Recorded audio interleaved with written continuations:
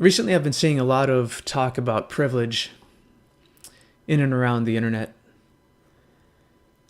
And I think there's a really big problem with this term and the train of thought that it's been riding recently. So back in the day, so years ago, privilege would probably would be assigned to here's the executive bathroom at your work. You've been good. Here's the key to the bathroom. It's your privilege to use it now.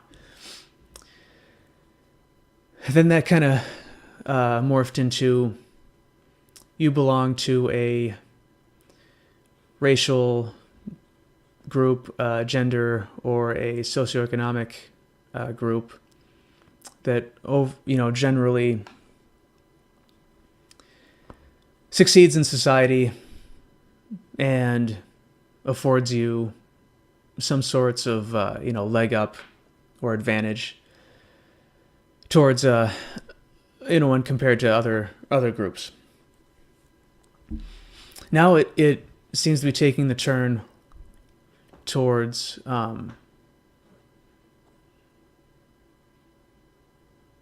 basically how your parents choose to raise you, which is pretty insane. And even a couple years ago, I guess I should have seen this coming. But there's a growing idea, and a lot of people that are talking about it and subscribing to it and sharing it on Facebook, where privilege now amounts to your parents read to you before you went to bed. Your parents fed you consistently and you didn't worry about where your next meal was coming from. You have two parents in the house. Your parents didn't hit you. Things that you would imagine are baseline, parental responsibilities.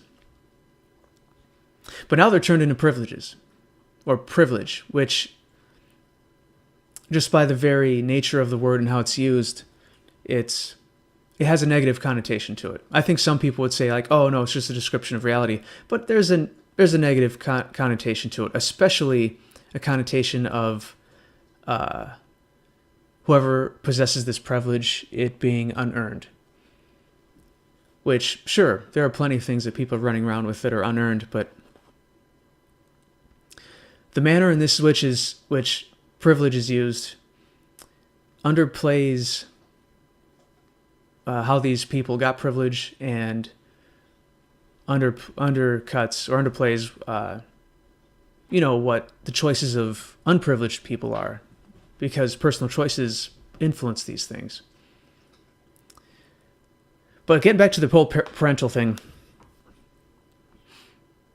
so let's say even if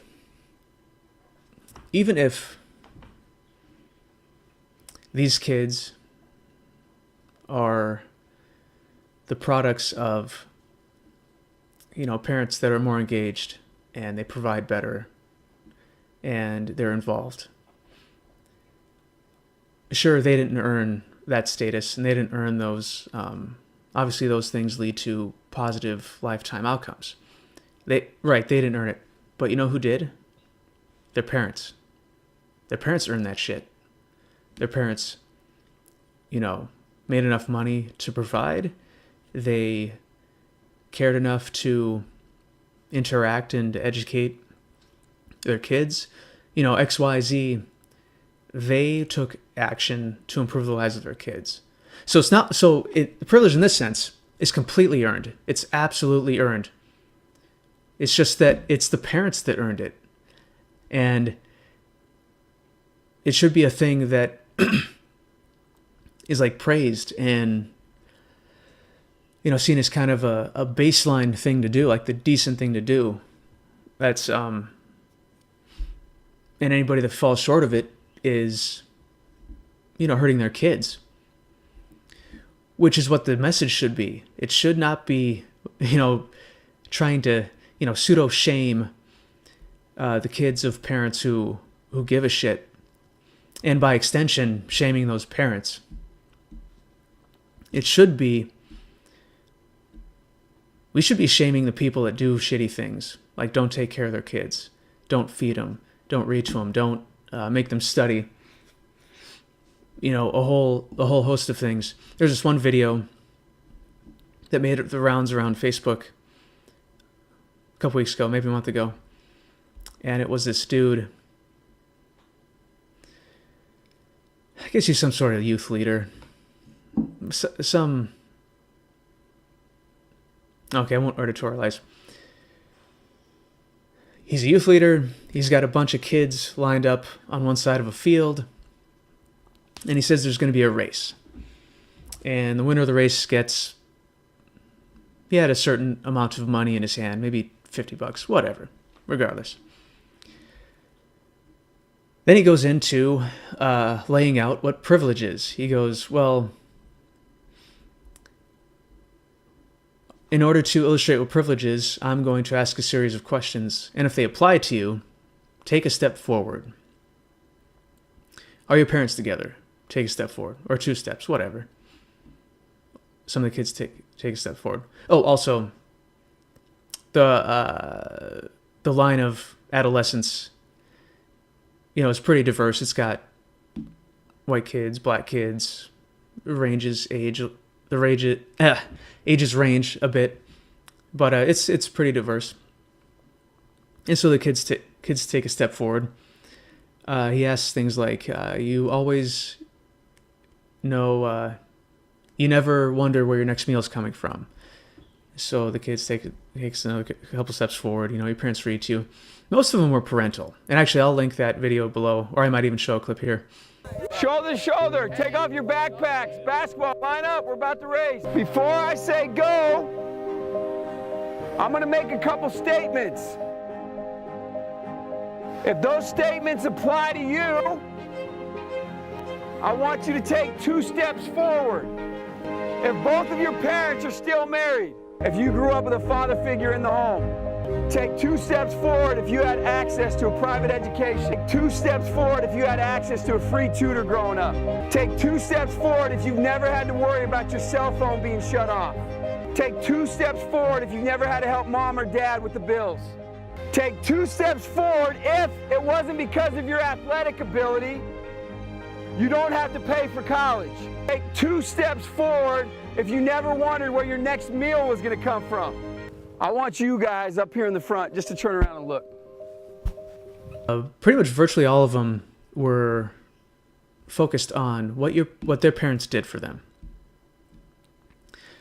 And actually, ironically, and maybe this may be a racist thing according to the left paradigm, but a lot of the minority kids didn't really take any steps forward. And so talk about shaming the fuck out of these kids. Holy shit. What better way is there to convince some minority kid or any kid in general who has bad parents that you have been hobbled by society, not your parents, but by society, and you know what? Look at all these kids who are way ahead of you already. It's probably not even worth joining the race. It's probably not even worth trying. What a complete and utter disaster. Yeah, so at the end, he gets through asking all these questions and, you know, these various levels of kids who have taken a bunch of steps or not. And, you know, again, a lot of the minority kids are in back. I think that's pretty shaming. A pretty shaming thing to do. And then he has them race, you know, and whatever, and it's supposed to be, at the end they all hold hands and they're in a huge circle, and it's supposed to be some sort of feel-good moment. But man, you know, I can't imagine that exercise breeding anything but division, especially if, like, all the kids in back, you know, have darker skin than all the kids that are in front of them. Like, now you're dividing them against race, economic class, you all sorts of things. And it's really easy to see. If it wasn't already easy to see, it's a lot more easier to see how those kids are different from you and how you're hobbled and they have advantage. And I can't think of a better way to create division and not unity. And that's the problem with the whole privilege thing. It's the focusing on our differences, and it's kind of the diverging of priority and focus on competency, on hard work, on figuring out what you're good at, and figuring out what you're good at and what you can do to serve other people, to have to make whatever career or monetary goals that you have or familial goals that you have.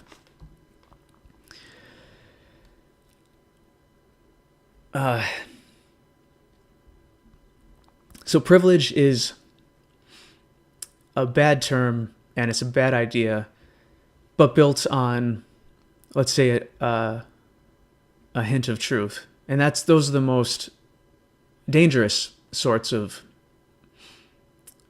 ideas, the ones that are built on a little bit of truth and then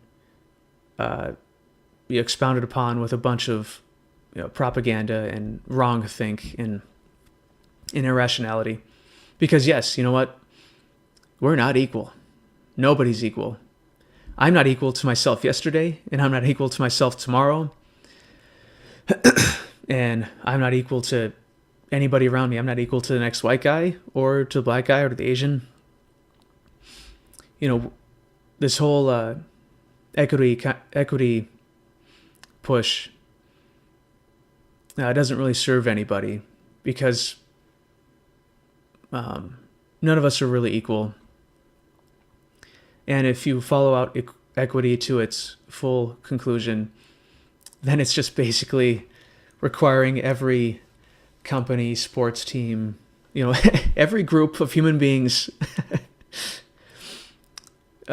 located in any given location needs to be a cross-section of the greater population at large, which is insane. And it flies in the face of free association and the tendency for people to group with other people that are similar to them, whether it's, a lot of times it's cultural, and culture a lot of times, has similar borders that, kind of the race portion of it does. And as, sometimes it's around a sport or a industry that you're in or how much money you make.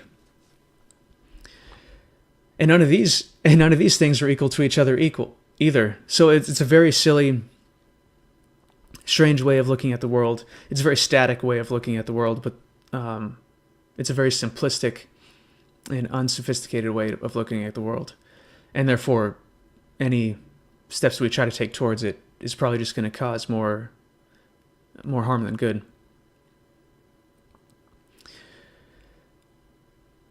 But right, yes, a lot of people aren't equal to each other.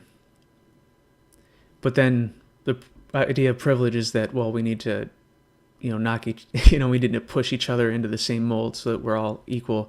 There's a book called The Sirens of Titan.